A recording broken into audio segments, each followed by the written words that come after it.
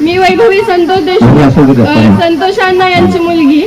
माझे आजोबा रेणापूर तालुक्यातील वाला आहे. मी एवढीच विनंती, म्हणजे तुम्हाला तर माहिती आहे की माझ्या वडिलांसोबत काय झालंय. त्यांची जी क्रूरपणे हत्या केली, त्यांना न्याय मिळवून देण्यासाठी तुम्ही मोठ्या संख्येत सहभागी आहात आणि असेच कायम आमच्या सोबत राहा.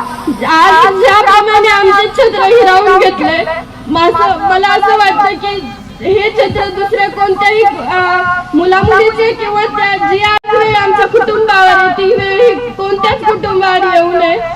आणि माझ्या वडिलांच्या बद्दल सांगायचं म्हणलं तर ते एक समाजसेवक होते. त्यांनी आजपर्यंत सगळं म्हणजे केलं ते समाजासाठीच केलं. त्यांनी आमच्या कुटुंबाकडे कसलंच लक्ष दिलं नाही. त्यांनी समाजासाठी म्हणजे गावात झुंजत राहिले, गावामध्ये व्यवस्था केली, सगळं ठीक केलं, स्वच्छता अभियान काढले. तसेच म्हणजे ग्रामपंचायतला आमच्या खूप पुरस्कार मिळाले आहेत. माझे वडील मुक्ती म्हणजे जे दारू व्यसन करतात त्यांना सुद्धा त्या व्यसनातून मुक्त करत होते. आणि असेच तुम्ही आमच्या पाठीमागे राहा. न्याय मिळूच तर नाही तर नंतर सुद्धा तुम्ही असेच आमच्या पाठीमागे राहा, आमच्या सोबत राहा, एक कुटुंब म्हणून. आज मी तुम्हा सर्वांना माझे एक कुटुंब नाही, माझ्या परिवाराचा हिस्सा मानते. आज तुम्ही आलात तसं प्रत्येक मोर्चात या आणि माझ्या वडिलांना न्याय मिळवून द्या. आणि जे आरोपी आहेत त्यांना लवकरात लवकर अटक झाली पाहिजे.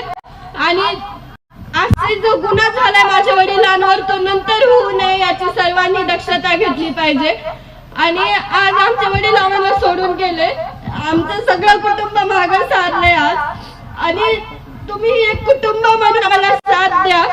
तुम्ही आमच्या पाठीमागून जाऊ नका, सदैव आमच्या पाठीशी राहा. मी एवढीच विनंती करते. मोर्चाला आलात या भागी मी म्हणजे तुमचे आभार मानते आणि सदैव आमच्या